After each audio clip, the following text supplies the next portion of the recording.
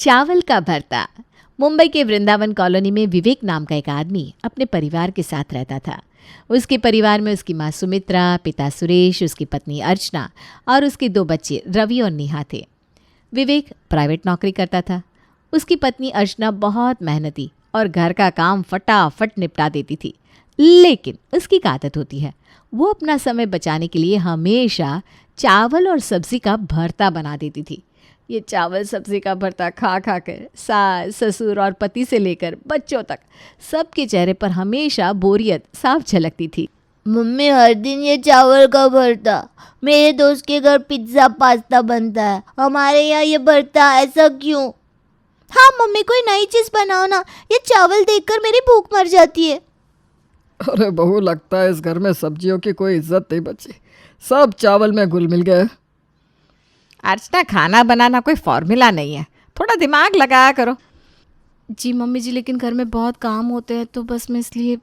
अरे काम तो सबके घर में होते हैं बहू, इसका ये मतलब तो नहीं कि कुछ भी उल्टा सीधा बनाकर खिला दोगी। सुमित्रा को चावल और सब्जी का ये फॉर्मूला खाना बिल्कुल पसंद नहीं था। वो हर दिन अर्चना को ताने मारती, जिससे घर का माहौल ऐसा हो गया था जैसे वो घर नहीं युद्ध का मैदान हो। अगले दिन वो फिर से सबके लिए अच्छे से मिक्स वेज सब्जी और चावल बनाती है, लेकिन बच्चों के स्कूल जाने की हड़बड़ी में वो सुमित्रा को फिर से दोनों चीज़ें मिक्स करके परोस देती है, जिससे सुमित्रा गुस्से में अर्चना से कहती है, अर्चना, ये क्या चावल का भरता रोज रोज परोस देती हो? खाने में थोड़ी तो वैरायटी लाओ। मम्मी जी, मैं कोशिश तो करती हूँ, लेकिन सुबह इतनी जल्दी होती है कि मैं भूल। कोशिश नहीं, मुझे हुनर चाहिए। खाना सिर्फ पेट भरने के लिए नहीं होता, खाना ऐसा बनाओ कि खाने से दिल खुश हो जाना चाहिए। माँ, अर्चना इतनी मेहनत करती तो है, हर दिन सब कुछ खुद से बनाती है, और क्या करे वो? तो क्या मेहनत का मतलब यही होता है कि चावल खिला खिला कर सबकी जिंदगी नरक बना दो? इस बात पर विवेक चुप होकर सुमित्रा की बात सुनने लगता है। अर्चना भी चुप खड़ी सब सुन रही थी, लेकिन उसकी आंखों में बस एक ही सवाल था, क्या मेरी मेहनत की कोई कीमत नहीं?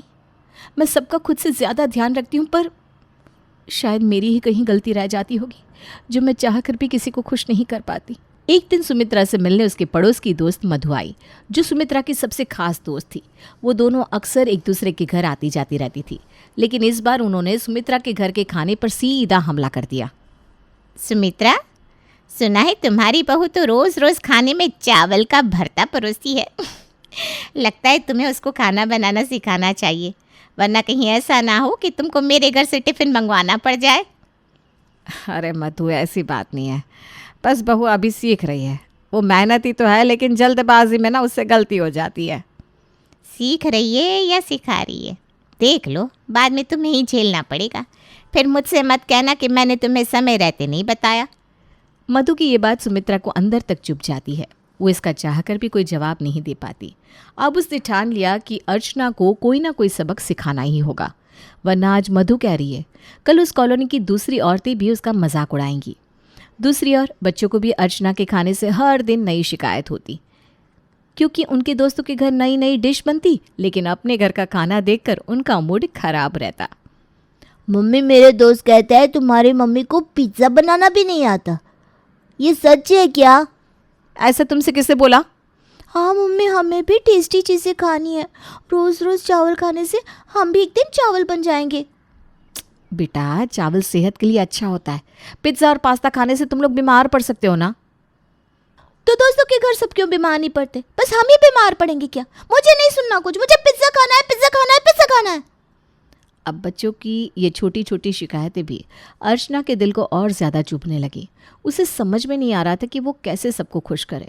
उन दिनों उसकी ननद पायल भी उसके मायके आई हुई थी। तभी उसके ससुर सुरेश, जो हमेशा हल्के फुल्के अंदाज में बात करते थे, वो भी इस बार चावल के मुद्दे पर अर्चना को टोकने लगे। बहू, अगर यही चलता रहा ना तो जल्दी हमें चावल की खेती करनी पड़ेगी, फिर चावल अपना ही होगा।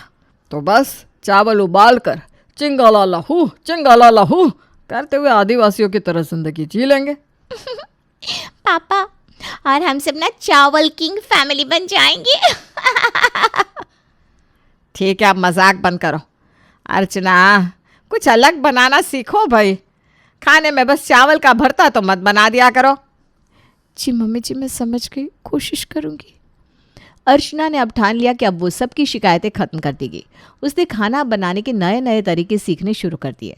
वो इंटरनेट पर रेसिपी देखती, सुमित्रा से सलाह लेती और बच्चों के लिए खास डिश बनाने की कोशिश करती। उसकी मेहनत अब सुमित्रा को भी दिखने लगी थी, इसलिए वो मन ही मन उससे खुश रहने लगी थी। नेहा, आज तुम्हारे लिए मैं पिज्ज़ा बना रही हूँ और रवि तुम्हारे लिए पास्ता। अब बताओ मेरे बच्चों, तुम्हारी मम्मी कैसी है? मम्मी आप बेस्ट हो। आज मैं अपने दोस्तों को जवाब दूंगा। मेरी मम्मी को सब कुछ बनाना आता है। अच्छा है बहू, अब मैं उस मधु को भी बता दूंगी कि मेरी बहू हर काम में माहिर है। और चावल का क्या होगा? कहीं खेत में जाने का मौका ना छूट जाए भाई। पापा जी, अब मैं चावल को थोड़ी छुट्टी दे रही हूँ। आप लोग सब खुश रहिए, बस मेरे लिए यही खुशी की बात होगी। अर्चना की मेहनत रंग लाती है। वो धीरे धीरे करके घर का माहौल बदल देती है। अब घर में चावल का भरता नहीं, बल्कि घर में नए नए खाने की खुशबू सबकी भूख बढ़ाने लगती है। एक दिन अर्चना सुबह 6 बजे उठी। उसने सबसे पहले बच्चों का नाश्ता और स्कूल का टिफ़िन तैयार किया। उसके बाद वो विवेक के लिए लंच बनाती है और अपने सास ससुर के लिए चाय। इसके बाद उसने घर के बाकी काम किए। इतने सारे कामों के बीच उसे कभी भी अपनी पसंद नापसंद का ध्यान रखने का समय मिल ही नहीं पाता था। पता नहीं मैं सबके लिए इतना कुछ करती हूँ, फिर भी कोई मुझसे खुश क्यों नहीं होता। मम्मी आपने लंच में आज पिज्ज़ा क्यों नहीं दिया? हाँ, और आपने आज मेरा पास्ता भी नहीं बनाया। आप पक्का हमें बोरिंग बनाने की कसम खा चुकी हो। अरे भाई, मम्मी से इतना डिमांड मत करो। काम के चक्कर में वो खुद को ही भूल चुकी है। हाँ, सबको मुझसे बस शिकायत ही है। कोई ये नहीं सोचता कि मैं कितना काम करती हूँ। बहू, शिकायतों का क्या है, ये तो रोज़ की बात है, लेकिन खाने में थोड़ा स्वाद तो होना ही चाहिए ना। अर्चना फिर से चुपचाप सब सुनती रही। उसे लगा कि उसकी मेहनत को कोई नहीं समझता। वो अपने कमरे में जाकर कुछ देर के लिए बैठ गई। पायल ने जब ये देखा तो उसको ये देखकर बहुत बुरा लगा और उसने अर्चना की परेशानी को तुरंत समझ लिया। थोड़ी देर बाद जब अर्चना किचन में थी तो वो अर्चना के पास आई और उसने अपनी भाभी के लिए 1 कप चाय बना कर दी। भाभी, आप इतनी परेशान क्यों हो रही हो? किचन में इतनी मेहनत से इतना अच्छा काम करती हो, तो इसे थोड़ा क्रिएटिव क्यों नहीं बनाती? क्रिएटिव क्या मतलब पायल? मतलब भाभी, चावल और सब्जियों के साथ कुछ नया क्रिएटिव करो ना। कुछ ऐसी डिश बनाओ जिससे सब खुश हो जाए। लेकिन पायल, मैं ज़्यादा स्पेशल चीज़ें बनाना नहीं जानती हूँ। कोई बात नहीं भाभी, इंटरनेट देखो, रेसिपी पढ़ो और सबसे बड़ी बात, खुद पर भरोसा रखो। फिर सब कुछ आप चुटकी बजाते ही सीख जाओगी। समझ गई मेरी प्यारी भाभी? पायल की बातों से अर्चना को बहुत हिम्मत मिली। अब उसने तय किया कि वो कुछ नया करके सबको दिखाएगी। अर्चना ने सोचा कि वो इस बार खाने में चावल के साथ एक नई चीज़ ट्राई करेगी। उसने इंटरनेट पर बिरयानी की रेसिपी देखी और सब्जियों और मसालों से स्पाइसी चावल बिरयानी बनाने का फैसला किया। चलो अब देखते हैं, अगर सब खुश हो गए तो मेरी मेहनत सफल हो जाएगी, वरना जो होगा वो देखा जाएगा। अब बिरयानी बनते ही पूरे घर में उसकी खुशबू फैल गई। आज सब अपने आप ही खाने की मेज़ पर आकर बैठ गए, लेकिन जैसे ही सबने पहला निवाला खाया, उन सबकी आंखें फटी की फटी रह गई। अरे बहू, ये क्या है? ये बिरयानी नहीं, मसालेदार खिचड़ी लग रही है। और ये मसाले ऐसे लग रहे हैं जैसे किसी ने बारूद मिला दिया हो। मम्मी ये बिरयानी नहीं, ये फायर चावल है। मम्मी, अगली बार थोड़ा कम बारूद डालना, वरना हम स्कूल से छुट्टी ले लेंगे। बिरयानी खाने के बाद पूरा परिवार पानी पी पी कर अपनी हालत संभाल रहा था। अर्चना को ये सब देखकर बहुत बुरा लगा। वो चुपचाप अपने कमरे में चली गई। विवेक समझ गया कि अर्चना बहुत दुखी हो गई है, इसलिए वो उसके पास गया और उसने अर्चना को समझाने की कोशिश की। अर्चना, सब कुछ एक दिन में परफेक्ट नहीं होता। तुमने कोशिश की, यही हमारे लिए सबसे बड़ी बात है। लेकिन सब मुझ पर हंस रहे थे। आप सबने मेरा मजाक उड़ाया, उसका क्या? लगता है मैं कभी कुछ भी सही से नहीं कर सकती। अरे यार, ऐसा मत सोचो। हर नई शुरुआत में थोड़ा समय लगता है। तुमने मेहनत की है और मैं इसे समझता हूँ। बस थोड़ा धैर्य रखो और ऐसे एक्सपेरिमेंट करते रहो। उसके बाद मैं तुमसे कहता हूँ, मैडम जी, इस मोहल्ले की सबसे बेस्ट शेफ आप होंगी। विवेक का ये कहने का अंदाज अर्चना को बहुत फनी लगता है। वो धीरे से मुस्कुरा कर कहती है, क्या तुम सच में सोचते हो कि मैं ये कर सकती हूँ? अरे बिल्कुल, और अगली बार मैं तुम्हारे साथ मिलकर कुछ नया बनाऊंगा, फिर देखना सब तुम्हारी तारीफ करेंगे। थैंक यू विवेक, आपने मुझे इतना सपोर्ट किया। अरे भाई, पति हूँ तुम्हारा, अगर मैं सपोर्ट नहीं करूँगा तो भला कौन करेगा? विवेक की बातों ने अर्चना को नई ऊर्जा दी। अब उसने ठान लिया कि वो हार नहीं मानेगी। वो कुछ ऐसा करेगी जिससे सबको लगे कि अर्चना सिर्फ एक बहू नहीं बल्कि एक रसोई की मास्टर भी है। वो ये सब सोचते हुए खुश हो रही थी। तभी सुमित्रा ने जब उसे ऐसा करते देखा तो कहने लगी, बहू, खाना बनाना सिर्फ सब्जियों को मिक्स करना नहीं है, ये एक कला है जो हर किसी के बस की बात नहीं। मम्मी जी, तो फिर क्यों ना इसे आजमा लिया जाए। दोनों की बात सुनते ही ससुर ने तुरंत घोषणा कर दी कि घर में अब किचन चैलेंज होगा। सुनो सब, चैलेंज में एक तरफ मेरी पत्नी जो सालों से घर संभाल रही है, दूसरी तरफ बहू जो नई चीज़ें बनाने की कोशिश कर रही है। वो देखते हैं इनमें से कौन जीतता है। ठीक है, मैं अपनी खास पसंदीदा आलू और भिंडी की सब्जी बनाऊंगी। और मैं बनाऊंगी मिक्स वेज राइस बॉल्स। देखते हैं मम्मी जी किसे ज़्यादा नंबर्स मिलते हैं। मेरा पेट तो इस मुकाबले के लिए तैयार है। अब दोनों सास बहू ने किचन में अपना अपना जादू दिखाया। उन दोनों ने जल्दी से अपनी अपनी सब्जी बनाकर सबको परोसी। अब सुमित्रा की सब्जी का स्वाद सबको लाजवाब लगा, लेकिन दूसरी तरफ अर्चना के मिक्स वेज राइस बॉल्स ने बच्चों और ससुर का दिल जीत लिया। वाह मम्मी, ये राइस बॉल्स तो बहुत मज़ेदार है। हाँ, और इनकी चटनी भी ज़बरदस्त बनी है। ठीक है बहू, तुम्हारी डिश बच्चों को पसंद आई, लेकिन इसके सामने मेरी सब्जी का कोई मुकाबला नहीं। अरे भाग्यवान, हार मान लो, बहू ने इस बार बाजी मान ली है। ठीक है, अगली बार मैं कुछ और बनाऊंगी, तब मैं सबको दिखाऊंगी कि मेरा मुकाबला करना आसान नहीं है। अब कुछ दिनों बाद अर्चना ने एक और नई डिश बनाई। वो था चावल का हलवा। इसका नाम सुनते ही पहले तो सबके मुंह बन गए, लेकिन फिर इस मिठाई ने पूरे घर में तहलका मचा दिया। बहू, अब तो लगता है तुम चावल से कुछ भी नया बना सकती हो। अब अगली बार चावल से कपड़े भी बना दोगी। दादाजी, अगर मम्मी चावल के कपड़े बनाएंगी तो फिर हम बारिश से कैसे बचेंगे? हाँ, और तब हम किचन में बैठकर हलवा कैसे खाएंगे? बच्चे और सुरेश की बात सुनकर पूरा परिवार ठहाके लगाने लगा। सुमित्रा ये सब देखकर मुस्कुराने लगी। उसे पहली बार लगा कि अर्चना ने सच में अपनी मेहनत से घर का माहौल बदल दिया है। अब अगले दिन मधु फिर से सुमित्रा के घर आई। तब, सुमित्रा, सुना है तुम्हारी बहू ने चावल से हलवा बनाया है? तब तो मुझे भी तुम्हारी बहू से हलवे की रेसिपी सीखनी पड़ेगी भाई। हाँ, मेरी बहू तो अब मास्टर शेफ बन गई है। मैं खुद उससे रोज़ नई चीज़ें सीखती हूँ। वाह बहू, तुम तो कमाल की निकली। लगता है अब तुम्हारे घर का खाना पूरी कॉलोनी को जलाने वाला है। अर्चना ये सुनकर इमोशनल हो गई। उसकी सास की बातों में उसकी तारीफ और गर्व था जो उसने पहली बार महसूस किया था। उस शाम सुमित्रा ने अर्चना को किचन में बुलाया। बहू, मैं समझती थी कि तुम कामचोरी के लिए चावल में सब्जियां मिक्स करती हो, लेकिन अब समझ में आया कि तुम अपनी जिम्मेदारियां निभाने के लिए ऐसा करती थी। मम्मी जी, मैं तो चाहती थी कि बस सब खुश रहें। मुझे खुशी है कि अब आप इसे समझती हैं। अब से हम मिलकर किचन संभालेंगे और एक दूसरे से सीखेंगे और सबके लिए रोज़ कुछ नया बनाएंगे। ये सुनकर अच्छा लगा मम्मी जी।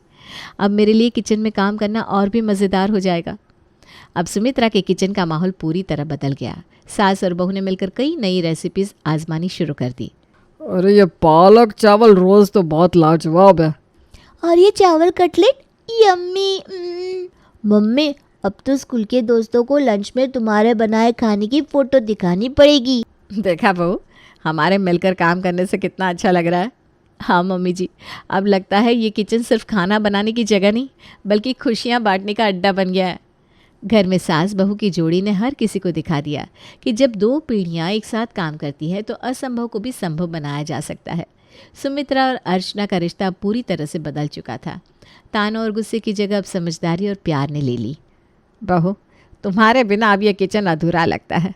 तुम्हारी बनाई चीज़ों में जो नया ट्विस्ट आता है वो सच में कमाल का होता है। और मम्मी जी, आपकी पुरानी रेसिपीज़ तो हमारी पहचान है। ये दोनों चीज़ें मिलकर ही तो घर को खास बनाती है। तो अब क्या मैं रिटायर होकर सिर्फ खाना खाऊं? ना जी ना, आप भी अपने हिस्से का काम संभाल लो। सब मिलकर करेंगे तभी तो असली मज़ा आएगा। अब अर्चना और सुमित्रा मिलकर किचन को संभालने लगी। दोनों एक टीम की तरह काम करती और एक दूसरे की तारीफ करने का मौका कभी नहीं छोड़ती। उनकी ये जुगलबंदी देखकर पड़ोस की औरतें उनसे चिढ़ने लगी, लेकिन इस बात का उन दोनों पर कोई असर नहीं हुआ। वो दोनों तो घर में अब हर दिन नई डिश बनाती रहती। बच्चे जो पहले चावल के भरते से परेशान रहते थे, अब अलग अलग डिशेस देखकर खुशी से उछलते थे। मम्मी, आज क्या बना है? तुम्हारे लिए पालक चावल रोल्स और रवि के लिए मसाला फ्राई राइस। वाह मम्मी, अब तो दोस्तों को भी घर बुलाना पड़ेगा। अरे बहू, मेरे लिए कुछ खास नहीं है क्या? तुम्हारे लिए बनाई है ना मैंने चावल की कचौड़ी। वाह वाह, इससे तो पेट भरने का मज़ा ही कुछ और है। अब पूरा परिवार साथ बैठकर खाना खाता, हंसी मजाक करता और एक दूसरे के साथ वक्त बिताने लगा था। विवेक ने एक दिन अर्चना की तारीफ करते हुए कहा, अर्चना, तुमने सच में हमारे घर का माहौल बदल दिया। अब घर में किचन का झगड़ा नहीं बल्कि प्यार की बातें होती हैं। ये सब आपकी और मम्मी जी की मदद से संभव हुआ है। और बहू, तुम्हारी मेहनत का भी नतीजा है। तुमने कभी हार नहीं मानी, यही बात सबसे खास है। अब हर रविवार को पूरा परिवार एक साथ बैठता और कोई नई रेसिपी ट्राई करता। बच्चे भी अपने नए आइडिया देने लगे थे। मम्मी अगली बार पास्ता ट्राई करेंगे, लेकिन उसमें चावल मत डालना, और डेजर्ट में कुछ चावल से हटकर बनाना।